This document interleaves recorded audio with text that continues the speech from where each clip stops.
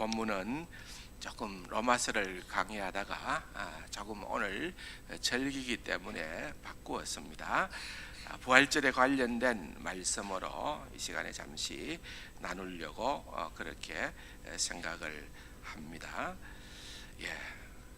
마가복음 16장 6절에서 15절까지를 같이 한번 읽도록 하겠습니다. 6절에서 15절까지입니다. 청년이 이르되 놀라지 말라. 너희가 십자가에 못 박히신 나사렛 예수를 찾는구나. 그가 살아나셨고 여기 계시지 아니하니라. 보라, 그를 두었던 곳이니라. 가서 그의 제자들과 베드로에게 이르기를 예수께서 너희보다 먼저 갈릴리로 가시나니 전에 너희에게 말씀하신 대로 너희가 거기서 배우리라 하라 하는지라. 여자들이 몹시 놀라 떨며 나와 무덤에서 도망하고 무서워하여 아무에게 아무 말도 하지 못하더라. 예수께서 안식 후 첫날 이른 아침에 살아나신 후 전에 7 귀신을 쫓아내어 주신 막달라 마리아에게 먼저 보이시니 마리아가 가서 예수와 함께 하던 사람들이 슬퍼하며 울고 있는 중에 이 일을 알림에 그들은 예수께서 살아나셨다는 것과 마리아에게 보이셨다는 것을 듣고도 믿지 아니하니라. 그 후에 그들 중 2사람이 걸어서 시골로 갈 때에 예수께서 다른 모양으로 그들에게 나타나시니 2사람이 가서 남은 제자들에게 알리었으되 역시 믿지 아니하니라. 그 후에 11 제자가 음식을 먹을 때에 예수께서 그들에게 나타나사 그들의 믿음 없는 것과 마음이 완악한 것을 꾸짖으시니 이는 자기가 살아난 것을 본 자들의 말을 믿지 아니함이라. 또 이르시되 너희는 온 천하에 다니며 만민에게 복음을 전파하라. 아멘. 감사합니다. 오늘은 우리에게 있어서는 최고의 날입니다. 주께서 부활하신 바로 그날을 기념하여 또 우리 기독교 절기로 부활절로 지키는 날입니다. 우리 옆에 계신 분들하고 한번 기운찬 인사를 서로 나눌까요? 예수 부활하셨습니다. 예수 다시 살아나셨습니다.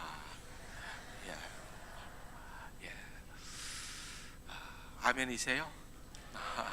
사실은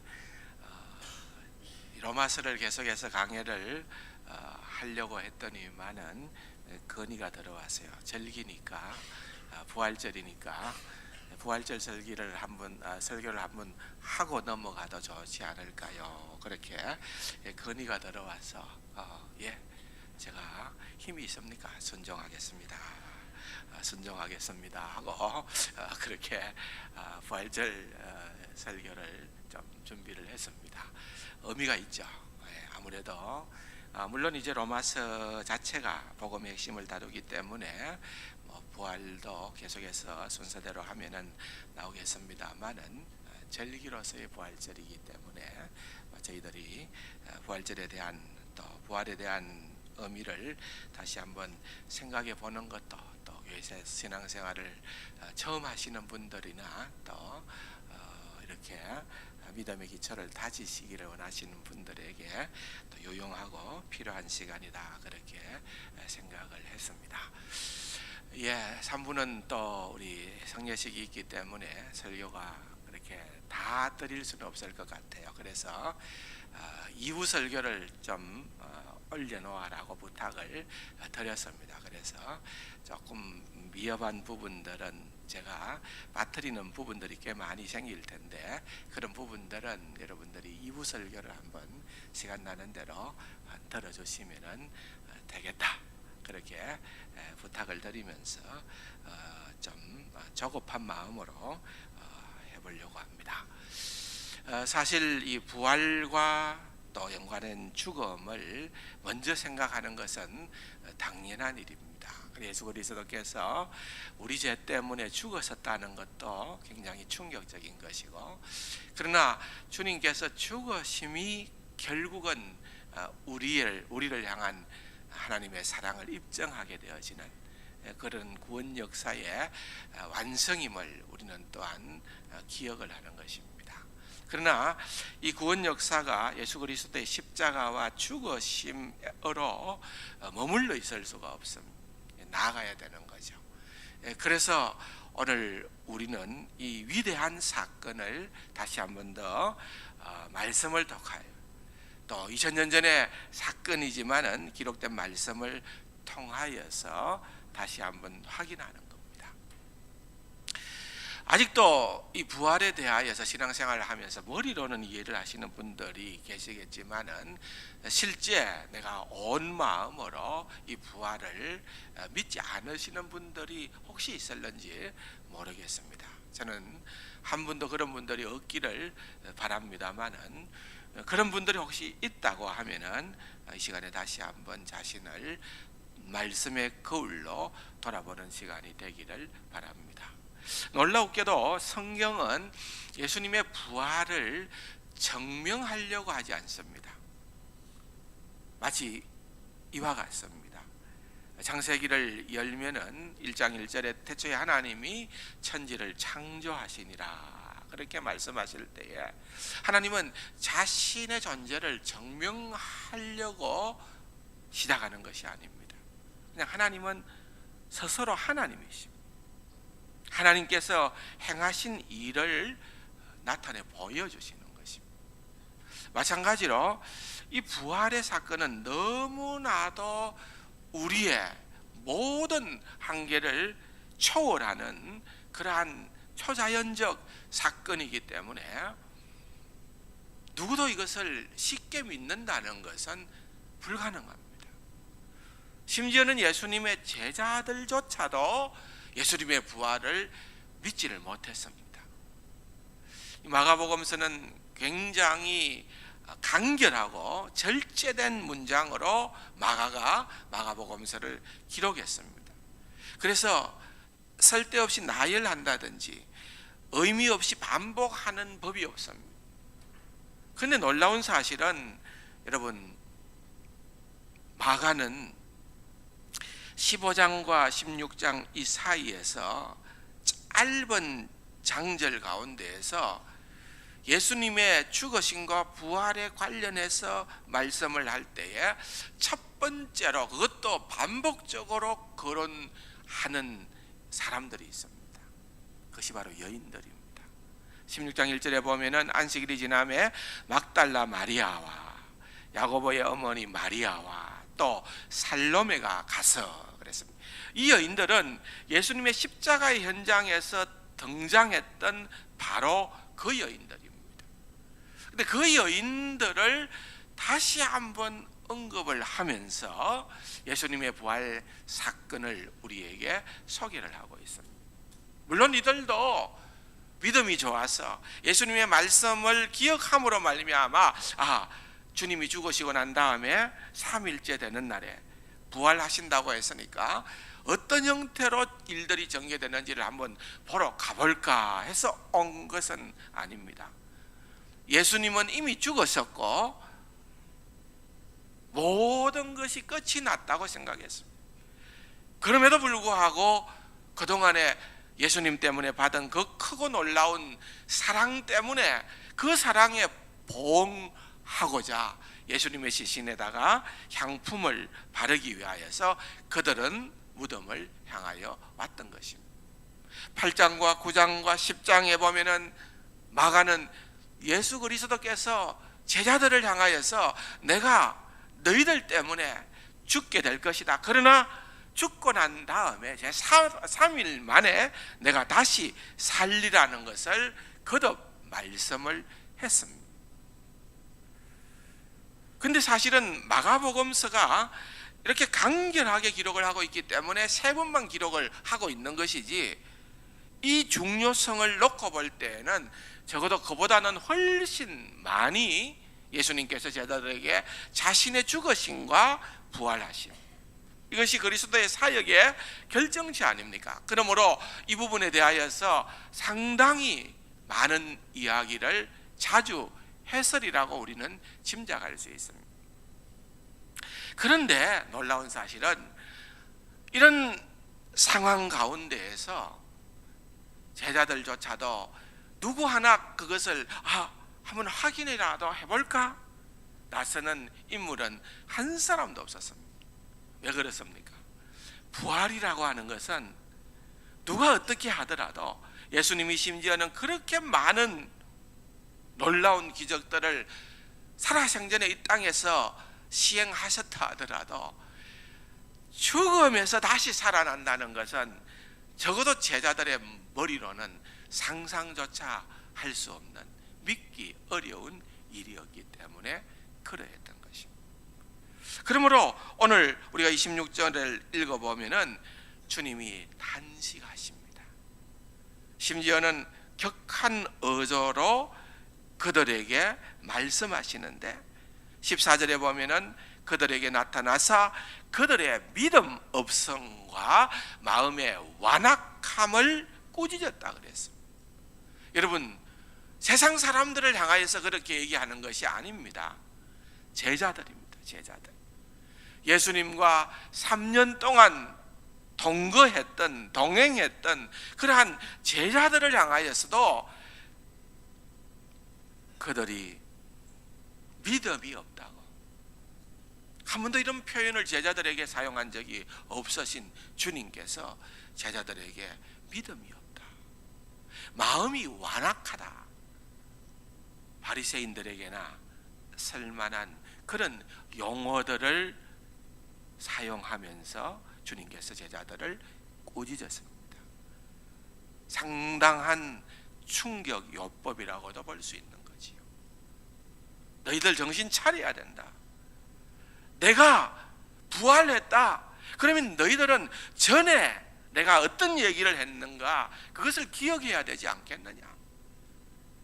그래서 무덤에서 천사가 뭐라고 얘기합니까? 7절에 보면은 가서 그의 제자들과 베드로에게 이르기를, 예수께서 너희보다 먼저 갈릴리로 가시나니.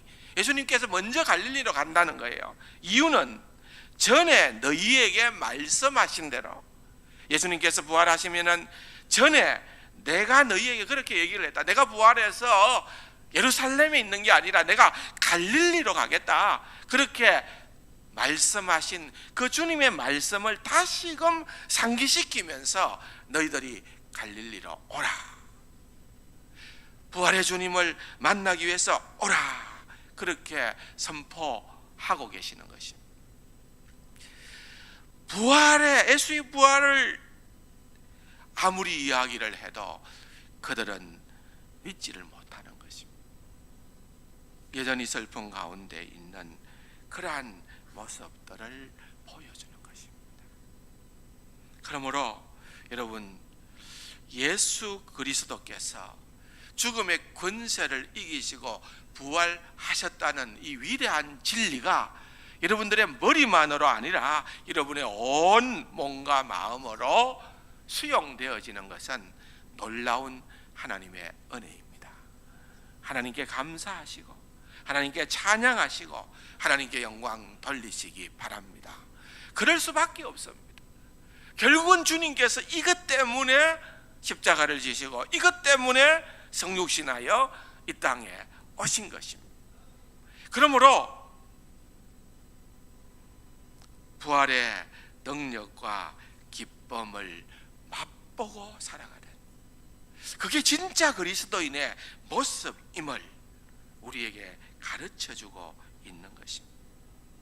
우리의 육신이, 우리의 영혼이, 또는 우리의 모든 처해진 환경들이 부활의 주님을 만나게 될 때에 이해하고 해석하는 관점이 달라지는 것입니다. 우리는 이 세상에서의 삶이 전부가 아님을 깨닫게 되는 것입니다. 우리는 이 땅에서의 삶이 잠시 머물다가 가는 나그네 인생임을 알게 되는 것입니다. 그리고 우리에게 지금은 불완전하고 지금은 미숙하고 지금은 눈물이고 지금은 아픔이고 지금은 이해되지 않는 그러한 일들도 장차 임하게 될, 부활의 주님께서 통치하게 될 그 나라가 오면은, 그 하나님의 나라가 임하게 되면은 그 하나님의 백성된 저와 여러분들에게 있어서는 그때는 아무런 질문이 없는 완벽한 해답이 우리에게 주어질 거라는 기대를 가지게 되는 것입니다. 사랑하는 성도 여러분, 고난이 왜 그렇게 힘이 든다고 좌절을 합니까? 내 신체의 어려움과 질병이 왜 그리 힘겹다고 좌절하십니까? 때로는 자신의 돈과 평판, 목숨이 걸린 상황에서 옳은 일을 거행한다는 것이 왜 이렇게 어렵다고 그렇게 탄식하십니까? 그 이유는 이 망가진 세상이 전부라고 믿기 때문에 그러한 것입니다. 돈이 여러분들의 삶의 유일한 부라고 생각하십니까? 여러분들이 가지고 있는, 지니고 있는 이 육체가 여러분들이 가질 수 있는 유일한 육체라고 생각하십니까?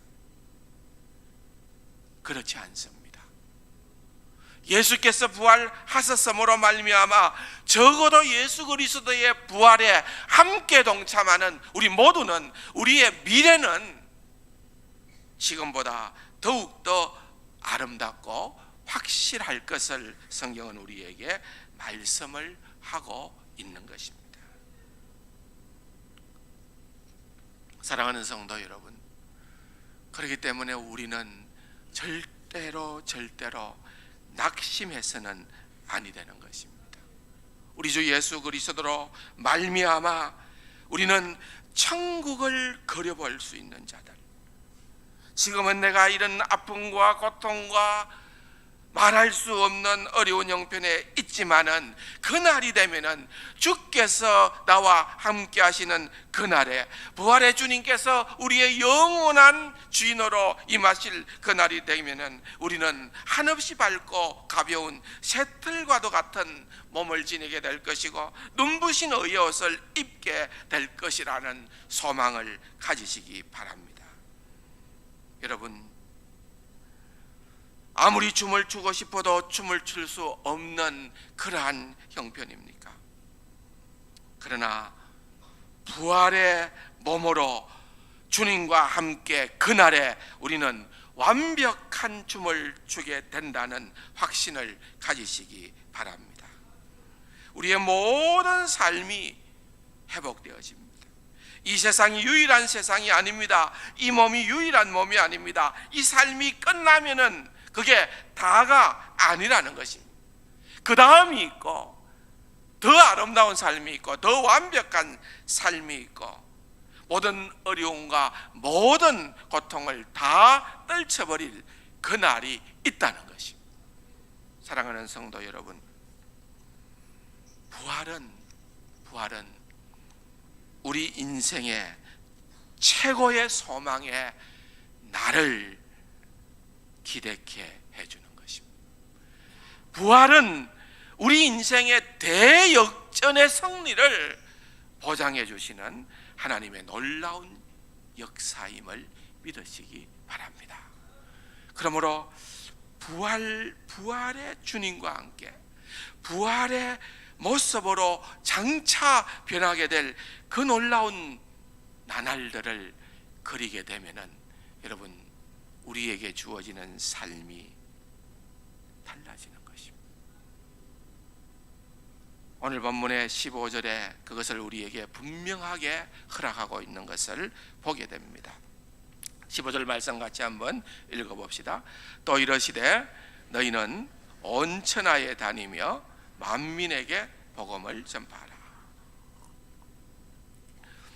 부활의 주님께서 제자들에게 찾아오십니다. 의심과 의응하는 제자들을 만나 주십니다. 확신을 주십니다. 이제 사도행전으로 넘어가서 보면은 그토록 의심 많았던 제자들은 더 이상 의심하지 않습니다. 사람이 완전히 바뀌어졌습니다. 누구도 두려워하지 않습니다. 죽음에 이르는 한이 있더라도 부활의 정인됨을 생각하며 달려가는 자들이 되었습니다. 바로 오늘 본문의 명령 때문입니다. 너희는 온 천하에 다니며 만민에게 복음을 전하라. 하나님의 백성들에게는 이것보다 더 중요한 명이 없습니다. 2000년이 지난 오늘 우리의 시대에 우리들에게도 이것은 잊어버려서는 안 되는 최고의 사명입니다. 마태복음 28장 주어진 대위임명령, 지상명령도 바로 이것과 똑같은 것입니다. 20절의 말씀입니다. 제자들이 나가 두루 전파할세 주께서 함께 역사하사 그 따르는 표적으로 말씀을 확실하게 정언하니라. 우리가 부활의 주님을 나타내 보이며 이 땅 위에 오직 예수밖에는 다른 구원의 방도가 없음을 생명 다해 전가할 때에 우리에게는 표적이 따른다는 것입니다. 우리에게는 주님의 능력이 함께 하시는 것입니다. 사도행전의 역사가 펼쳐지게 된다는 것입니다. 28장으로 끝나는 것이 아니라 사도행전 29장을 여전히 우리가 동일하게 기록할 수 있는 그러한 신실한 하나님의 백성이 될 수 있다는 것을 말씀하는 것입니다. 얼마 전에 제가 미국 톨레도를 다녀왔습니다. 거기에 바로 톨레도 거기에 15분 20분 거리에 우리나라에 최초로 발을 디뎠던 선교사 알렌 선교사의 무덤이 있어서 거기를 한번 방문을 했습니다. 알렌 선교사는 그 알련 우리말로는 그냥 한자어로 알련이라는데 안전하게 연결한다. 참 놀라운 이름이에요.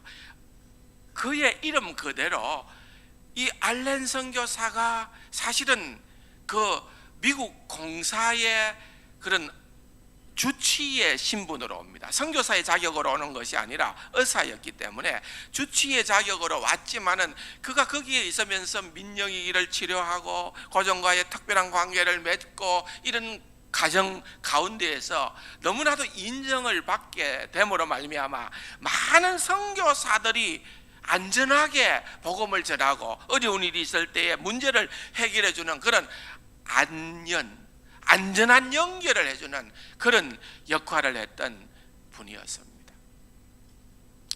사실은 이분으로 말미암아 세브란스 병원이 시작되게 되는 것입니다. 우리나라에 아마 한 21년 정도 머물렀을 겁니다. 그리고 난 다음에는 여러 가지 정치적으로 복잡한 문제들이 있고 그렇게 되어서 이제 본국으로 다시 돌아가고 또 결국은 이제 톨레도 지역에서 그가 죽을 때까지 병원을 운영하며 살았지만은 이 알렌 선교사의 인생의 황금기는 한국 땅에서 그가 보낸 그 20여 년의 시간이었던 것입니다. 그를 이어서 그 강혜원의 일을 맡게 된 사람이 에비슨이라는 사람입니다. 세브란스 병원에 가면 에비슨 기념관이 있다고 그래요. 아직 저는 보지는 못했습니다만은. 그래서 이 에비슨이라는 사람이 그냥 자그마한 그러한 단층 건물에 참 빈약한 시설로 몇 명 환자들을 볼 수 있는 그런 의료시설을 가지고 있다가 이분이 이렇게 해서는 안 되겠구나. 적어도 한 40명 정도는 그렇게 좀 수용할 수 있는 현대식 의료시설을 가진 그런 병원을 하나 만들면 좋겠다. 그렇게 생각을 하고 미국으로 갔습니다. 그래서 미국의 뉴욕 카네기홀에서 해외 선교사 대회가 있었는데 거기에 가서 많은 사람들이 모여 있는 데서 조선을 이야기하고 또한 병원이 필요하다는 것을 이야기를 했습니다. 그럴 때에 저 두 번째 발코니 저 뒤에서 한 100발의 한 분이 성큼성큼 걸어 나왔습니다. 그런 병원을 짓는 데에 얼마나 돈이 필요하냐. 그 당시의 돈으로 1만 불이 필요하다고 그랬어요. 10,000불이 필요하다고. 그 오신 분이 그럼 내가 기부를 하겠다. 그러면서 결국은 세브란스 병원을 짓게 될 때 이분이 5만 5천 불, 지금 우리 시세로는 그것이 154억 정도 되는 그 돈을 이 세브란스 장로님이었어요. 이분은 스탠퍼드라고 하는 그런 석유 회사를 록펠러와 함께 만들었던 그런 창업자였습니다. 돈을 많이 벌었습니다. 그런데 그의 마음은, 세브란스의 정신이 바로 거기에서부터 비롯되었는데, 주는 자의 삶이 받는 자의 삶보다 더 기쁘다. 하나님 앞에서 나는 하나님 주신 것을 내가 남겨놓고 가는 것은 그것은 부끄럽고 죄된 일이다. 그렇게 생각하신 분이. 그래서 이분이 기부한 금액이 지금 우리 돈으로 환산을 하면은 7천억 정도 되는 세브란스 장로님, 정말 대단한 장로님으로 인하여서 여러분 한국에 오늘날의 세브란스 병원이 존재하게 된 것입니다. 여러분 그 다음에 2대 세브란스 병원장으로 부임하게 된 사람이 누군고 하면은 그것이 헤론이라는 어려 선교사 부부였습니다. 그런데 이분은 사실은 1884년 9월에 알렌이 오고 1885년 그 다음 4월 5일 부활절 날 언더우드와 아펜젤러가 제물포로 들어옵니다. 그리고 1885년 약 두세 달 뒤 6월 20일 날 이 헤론 선교사가 우리 땅으로 들어옵니다. 일찍이 그는 의학 공부를 마치고 난 다음에 그의 아내 될 사람과 더불어서 일본에 와서 한국 선교를 위해서 준비하고 있다가 이때에 한국으로 들어오는 거예요. 그래서 2대 원장을 하게 됩니다. 참으로 탁월한 실력을 가지고 많은 사람들에게 영향력을 끼쳤습니다. 고종의 주치의가 되어지고 뿐만 아니라 많은 사람들을 도와주는 그런 선한 일을 했지만은 불행스럽게도 5년 뒤에 1890년도에 전염병 이질로 인해서 이 헤론 선교사가 목숨을 잃게 됩니다. 그래서 이 헤론 선교사는 고종이 그 당시에는 사대문 안에 서울 장안에다가 외국인들의 무덤을 만들 수가 없었대요. 그래서 떨어진 곳에, 조금 외곽으로 떨어진 곳에다가 땅을 주고 거기에다가 묻게끔 했습니다. 거기가 어딘가 하면은 양화진이라는 곳입니다. 외국인 선교사들의 무덤이 있는 바로 양화진, 거기에 외국인 선교사로서 1호가 무덤에 묻히게 된 1호가 바로 이 헤론 선교사님이었습니다.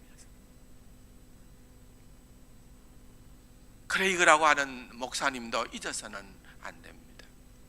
이분은 참 목회자였고 신학자였습니다. 목회를 하면서 시카고에 있는 북서신학교의 학장으로 수고를 하고 있었습니다. 그런데 이분의 꿈 가운데 하나가 한국의 선교사로 나오는 꿈이었어요. 근데 한국에 나올 수가 없었어요. 그래서인지는 몰라도 이분에게서 가르침을 받은 사람들이 우리 선교 역사 초창기에 40여 명 한국에 나와서 선교사로서 일을 했습니다. 대단한 분입니다. 그런데 이분이 그렇게 신학교에서 선교사들을 배출할 때에 거기에 맥코믹이라고 하는 장로님이 계시면서 그 일을 보좌를 했습니다. 이분도 돈이 아주 많았습니다. 그 탈곡기인가 하는 그런 특별한 농업 기구를 개발하고 그로 인해서 참 많은 돈을 버신 장로님인데, 그 맥코믹이라는 장로님은 그걸로 인하여서 땅을 기부하고 건물을 세워서 이 북서신학교가 굉장히 커지게 된 거예요. 그래서 나중에 이 맥코믹 장로님이 죽고 난 다음에 그 북서 신학교가 변하여 맥코믹 신학교가 됩니다. 이분을 기념하여서 맥코믹 신학교인데 장로교 신학교지요. 지금은 이제 자유주의적인 그런 경향으로 갔지만은 저 당시에는 너무너무 귀한 역할을 감당했습니다. 거기에서 배출된 선교사님 가운데에서 여러분들도 아마 모페 선교사 마포 삼열이라는 선교사님을 기억하실 겁니다. 그분은 우리나라에 와서 신학교를 하게 되어졌습니다. 뭐 그 신학교라고 해서 뭐 대단한 건 아니지만은 우리 학생들을 가르치고 목사를 만드는 일들을 위해서 평양 신학교의 전신을 꾸려가면서 평양 신학교의 학장을 하게 되어진 분입니다. 그래서 34년 동안 한국의 인재들을, 기독교 리더들을 배출하는 그런 귀한 일에 헌신함의 역할을 하다가 그때 조선 총독부가 신사참배를 하라고 강요를 할 때에 그것을 고민하고 그렇게 할 수 없다고 저항을 하는 바람에 본국으로 추방당하게 됩니다. 그럼에도 불구하고 그에게는 아들들이 있었는데 그 중에 4명이 목사가 되었고 그 4아들 가운데에 3명이 한국에 대를 이어서 선교사로서 일을 하다가 하나님의 부름을 받게 된 것입니다. 마포 삼열 목사님 참 너무나도 대단한 분입니다. 리 선교사님, 이기란 선교사님, 서활론 선교사님, 소아론 선교사님, 무어 선교사님, 모상열 선교사님, 아담스 선교사님, 안의화 선교사님, 클락 선교사님. 이 클락 선교사님은 우리가 신학교 다닐 때 목회학이라고 하는 책을 적었어요. 곽아련이라는 분인데 목회학이라는 책이 이게 그냥 목사들에게 그때 신학교 학생들에게는 필독서였습니다. 지금 어떤지는 모르겠습니다만 그런 일들이었습니다. 이런 내용들을 발굴해서 찾아보고 하면은 끝이 없습니다. 캐나다에서, 호주에서, 영국에서 곳곳에서 많은 선교사들이 왔습니다. 전주에 또 여러분 아는 영생병원, 또 대구의 동산병원, 뭐 이런 모든 병원들이 다 그 당시에 기독교 병원이었습니다. 기독교 의료 선교사들이 와서 만들고 세운 그런 병원이었습니다. 그러니까 대한민국은 개화되어진 것이 결국은 선교사들 때문입니다. 오늘 우리가 이렇게 잘 살게 되어진 것도 결국은 선교사들 때문이라. 그 당시에 여러분 사진들을 몇 장만 보여드릴게요. 시대상을 한번 보면은 이렇습니다. 이게 1890년대에 평양의 길거리 풍경입니다. 그 당시에 선교사들이 정말 우리에게 와서 복음을 전했던 그 당시에 평양의 분위기입니다. 다음요. 여러분 동대문 성로에서 바라보는 서울의 풍경. 그 당시에 서울은 저런 정도였습니다. 상상이나 됩니까? 오늘 우리가 생각할 때 저렇게 가난하고 저렇게 없이 저렇게 힘들게 살고 있는 저곳에 아무것도 없는 저곳에 여러분 바로 마가복음 16장 15절 이 말씀 부활의 주님을 만났느냐? 그러면은 너희는 온 천하에 가서 만민에게 복음을 전해야 된다. 제자들은 한 칸도 넘어가지를 못하는 거예요. 이방인들에게 복음을 전하지 못하는 거예요. 너희는 예루살렘과 온 유다와 사마리아와 땅끝까지 이르러 내 정인이 되리라 말씀하신 그 말씀을 실행에 옮겨야 되는데 그들의 선입견, 그들의 편견으로 말미암아 그들은 한 걸음도 진도를 못 나갈 거예요. 부활의 주님을 만나게 됩니다. 오순절에 성령의 깊은 체험을 하게 됩니다. 그제서야 그들은 진정으로 변화하게 되어집니다. 생명을 다하여 부활의 정인으로 살게 되는 겁니다. 또 한 장 한번 볼까요? 여러분 제물포로 계속 들어왔잖아요. 배가 들어왔는데 그때 1897년도에 여러분 제물포의 모습이에요. 여러분 이게 우리의 실상이었어요. 이렇게 천박하고 이렇게 어렵게 지냈던 그 시절이 불과 얼마 전이에요.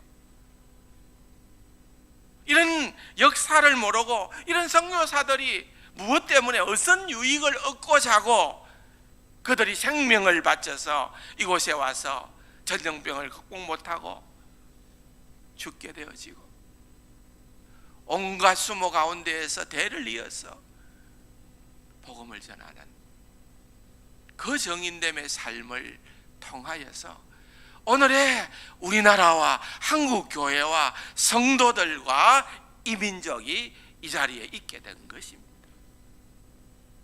사랑하는 성도 여러분, 우리에게 주신 동일한 명령, 우리는 과연 이 말씀을 어떻게 지금 실감하고 있나요? 또 이르시되 너희는 온 천하에 다니며 만민에게 복음을 전가하라. 만민에게 복음을 전하기는커녕 내 주위에 있는 이웃들에게도, 내 주위에 있는 친지들에게도, 친구들에게도 복음을 전하지 못하는 그러한 우리의 식어있는 열정은 아니냐는 거예요. 사랑하는 성도 여러분, 우리의 받은 바 은혜와 사랑이 이토록 크고 무한하다는 것. 제가 이번에 톨레도를 가서 그런 많은 선교사님들 그런 기록들을 전시해 놓고 그것에 대하여서 살피고 그 인근에 있는 그 지역 인근에서 어떻게 그렇게 우리 한국을 위하여서 기도하고 한국을 위하여서 그렇게 많은 선교사들이 왔는가. 야, 정말 놀랍다. 그리고 이제는 우리가 땡큐, 다시 거기에 우리 한국이 당신네들 때문에 이렇게 변하게 되어졌고 이런 은혜가 있었다, 당신들이 소유한 이런 보배로운 선교사님들이 이런 분들이다, 여러분들은 이런 위대한 조상들을 소유하고 있다, 그것을 보완하는 의미에서 그 선교센터에 선교사들의 기록을, 사진을 올리고 인근 주민들을 초청을 하고 또 한국에 있는 자녀들을 그곳에 파송해서 거기에서 훈련을 시키고 창조박물관 또는 노아의 방주와 같은 정말 제대로 된 그런 성경을 체험할 수 있는 그런 기회를 만드는 그 그림들을 그려가는데 참 도전이 되었어요. 이 필요하구나. 우리가 이런 것들이 얼마나 중요한가. 우리 자녀들에게 정말 이런 꿈을 심어주는 것이 얼마나 필요한가. 우리 자녀들도 우리에게 받은 바 은혜를 놓치지 않고 세상에 아직도 갚아야 될 그러한 복음의 빚진 자로서 섬겨야 할 그것이 우리에게는 있는데 우리가 어떻게 섬겨야 할까? 그것을 다시 한번 그려보고 소망하고 기도하는 그런 시간들을 가져보았습니다. 사랑하는 성도 여러분, 부활은 성교와 뗄래야 뗄 수가 없어요. 부활의 정인이 되어라는 거예요.